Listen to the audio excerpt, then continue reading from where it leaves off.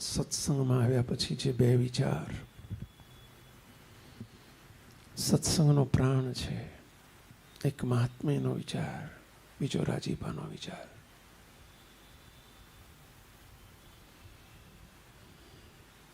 પહેલો મહાત્મ્યનો વિચાર એટલે મહિમાનો વિચાર. મહિમા એટલે કોણ મળ્યા છે, કેવા મળ્યા છે, કેવો કર્યો છે, કોણ છે એનો જવાબ એટલે મહિમા.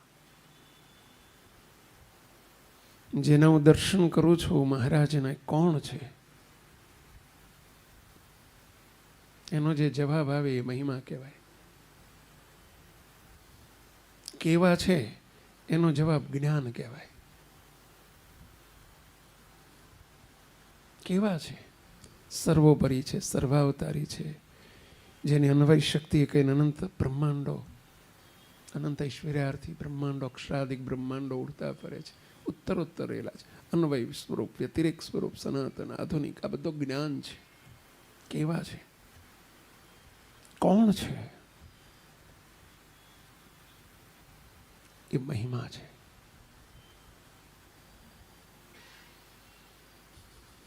સ્વયં આ ફોટો નથી, પ્રતિમા નથી, જેની આપણે સેવા કરીએ છીએ, પૂજા કરીએ છીએ, જેના દર્શન કરીએ છીએ, જે આપણને મળ્યા છે, એ કોઈ પ્રતિમા નથી, સાક્ષાત સ્વયં પોતે છે. રાજાધિરાજ છે.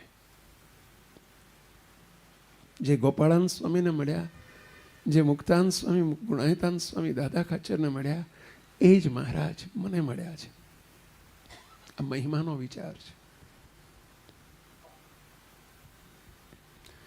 એ જ રીતે મોટા પુરુષનો મહિમા કોણ છે? દેખાય છે મને મનુષ્ય જેવા, જેમ મહારાજ દેખાય છે પ્રતિમા જેવા, પણ પ્રતિમા નથી. મોટા પુરુષ મને દેખાય મનુષ્ય જેવા, મનુષ્ય નથી. પોતે અખંડ મૂર્તિમાં રહે છે. મને ચર્મચક્ષુએ દેખાય સાચું નથી. મનુષ્ય મહારાજ પણ જ્યારે મનુષ્ય રૂપે દર્શન આપતા ત્યારે મનુષ્ય જેવા જ ચરિત્ર કરતા, પણ મનુષ્ય નહોતા. મનુષ્યોને મનુષ્ય જેવા દેખાતા. કોણ છે તે? આની ઠાવકી ગેડ, એને કહેવાય મોટા પુરુષનો મહિમા. ભગવાન નથી, મોટા પુરુષ ભગવાન નથી. આપણા જ્ઞાનમાં ક્યારે આ વાત આવતી જ નથી, આવવાની જ નથી. ભગવાન એ ભગવાન છે. સત્પુરુષ એ સત્પુરુષ છે. પરંતુ મહારાજ સુધી પહોંચવા માટે સત્પુરુષ અનિવાર્ય છે, ફરજિયાત છે. એમાં દિવ્ય ભાવ ફરજિયાત છે. એના વચન તો મનાય. એને જો દિવ્ય જાણ્યા હોય કે આલોકનું સ્વરૂપ નથી, એમના બોલનારા મહારાજ છે અને હકીકતમાં છે, તો જ એમના વચન મનાય, તો જ મહારાજની ઓળખાણની આ પડે. એ ઓળખાશે તો મહારાજ ઓળખાશે. નહીંતર મહારાજના સ્વરૂપમાં સંશય થાય. આપણને જે અત્યારે પડકારા કરીએ છીએ મહારાજનું સર્વોપરી સ્વરૂપ મનાણું કેવી રીતે? શાસ્ત્રના આધારે નહીં, સત્પુરુષના વચનમાં વિશ્વાસ. અને વિશ્વાસ ક્યારે આવે? એ ઓળખાય તો આવે કે આ માણસ નથી બોલતા. સ્વામી ગુણાયતાન સ્વામીની વાતોમાં એક વાત આવે છે. સ્વામી કે જીવની પાત્રતા બધાની સરખી ન હોય, એટલે મોટા પુરુષ કેટલાકને ભાર દઈને કોઈ આજ્ઞા કરે અને કેટલાકને કહેવા ખાતર કે. ત્યારે સ્વામીને પ્રશ્ન પૂછ્યો, સ્વામી, મોટા પુરુષ કોકને ભાર દઈને કહે છે ને કોકને ધીમે રહીને કહે છે, એનું કારણ શું? ત્યારે સ્વામી શબ્દ વાપરે છે, પાત્રતાની તારતમ્યતા એ કહેવાય. તારતમ્યતા એટલે પાત્રતા પ્રમાણે કહેવાય. પાત્રતા એટલે જીરવી શકવાની કેપેસિટી.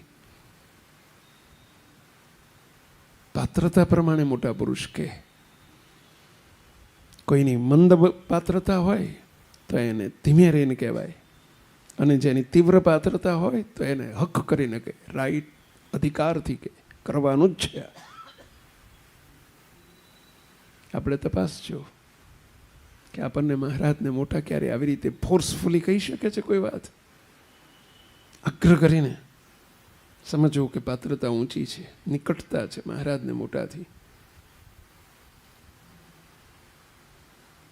આમ કરજો ને પહેલા કરીને કહે છે તો સમજજો મંદ પાત્રતા છે અને નથી જ કહી શકતા તો સમજવું કે આપણે એમનાથી ઘણા દૂર છીએ. પાત્રતાની તારતમ્યતા એ કહેવાય. ત્યારે પ્રશ્ન પૂછ્યો સ્વામીને, સ્વામી પાત્રતા વધે એનો ઉપાય શું? પાત્રતા ઓછી છે તો પાત્રતા વધે, નિકટતા વધે એનો ઉપાય શું?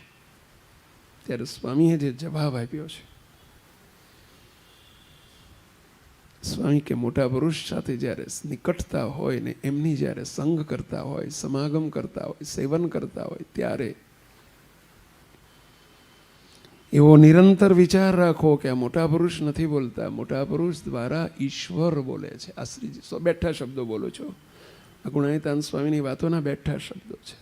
આ મોટા પુરુષ નથી બોલતા, મોટા પુરુષ દ્વારા ઈશ્વર વાત કરે છે. એનો અર્થ એવો નથી કે મોટા પુરુષને ઈશ્વર કહી દીધા, નહીં. એ ટાઇટલ કોઈને ન મળે. ગોપાળાનંદ સ્વામી જેવાને ન મળે તો આપણને ક્યાંથી મળે? ઈશ્વરનું ટાઇટલ કોઈને ન મળે. મહારાજનું ટાઇટલ સનાતન છે, અજોડ છે.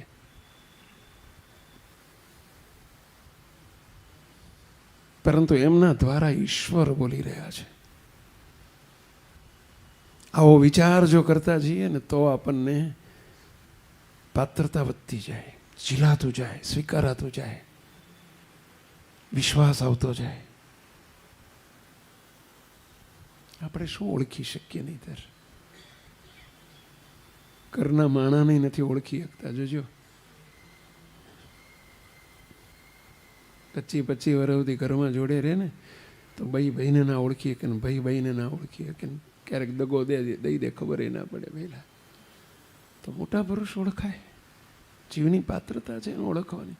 એ તો મોટાને ઓળખાઈ શકે ને મોટા ઓળખાવે તો જ મોટા ઓળખાય, બાકી તાકાત નથી જીવની. વચનામૃત કહે છે એવું, મધ્યના 17મા વચનામૃતમાં શ્રીજી મહારાજ સ્વયં બોલ્યા છે કે મોટાની ઓળખાણ મોટા જ કરાવે. બુદ્ધિનો વિષય નથી, પરંતુ આટલી ઘેડ પડી જાય કે આ મોટા પુરુષ એટલે એમના દ્વારા ઈશ્વર બોલે છે તો વિશ્વાસ આવશે અને પાત્રતા વધતી જશે. આને કહેવાય મહિમા, સંતો ભક્તોનો મહિમા. આ સંતો ભક્તો આ ભગવાન સ્વામિનારાયણના દીકરા છે. આ બધા કોઈ હાલી મવાલીના નથી. રાજાનો દીકરો રાજા જ હોય, દિવ્યનો દીકરો દિવ્ય હોય. આ ભગવાન સ્વામિનારાયણના આશ્રિત મહારાજ દિવ્ય છે, કલ્યાણકારી છે.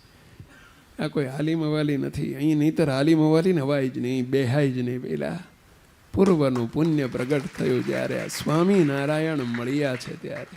આ સ્વામિનારાયણ, આવા ભગવાન સ્વામિનારાયણ હોય જ ક્યાંથી, મળે જ ક્યાંથી? અહીં બેહી ના હકાય ભાઈ. સ્વામિનારાયણ મંત્રના મુખે લઈ શકાય.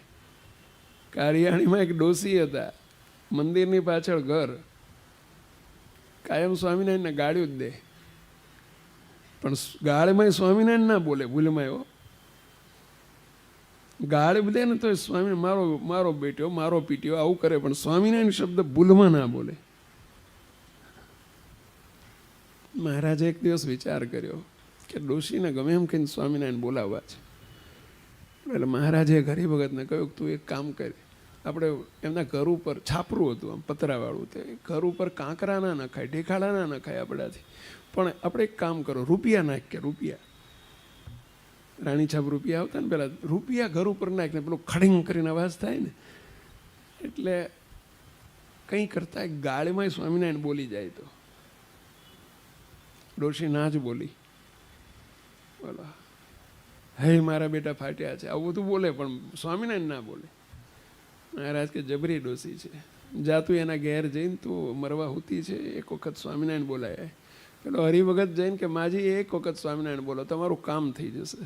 તો કે બોલું તો બહુ સારું, પણ બોલું તો મારું કામ થઈ જાય, પણ એક વખત સ્વામિનારાયણ બોલો. અરે બોલું તો જ મારો છેલ્લો જન્મ થઈ જાય, પણ બોલો બોલો. ના બોલ્યા ડોસી, ના જ બોલ્યા પેલા. આ સ્વામિનારાયણ શબ્દ બોલાવો મુખેથી કોઈ નાના છોકરાના ખેલ નથી.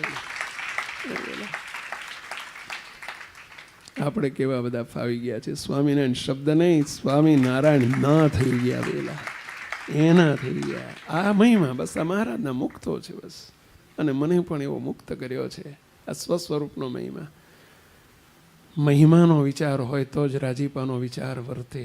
આ બે જ વિચાર, આ બે ટ્રેક છે. જેમ ટ્રેન બે ટ્રેક ઉપર જ ચાલે, બે પાટા ઉપર જ ચાલે. મહિમાનો વિચાર રહે એને જ રાજીપાનો વિચાર રહે. રાજી કરી લેવા છે, સત્સંગનો હાર્દ છે આ. પણ એની પૂર્વ ભૂમિકા છે મહિમાનો વિચાર. અનાદિમુક્ત વિશ્વમ ચેનલને સબસ્ક્રાઇબ કરો અને મેળવો નવા વિડિયોઝ સૌથી પહેલા.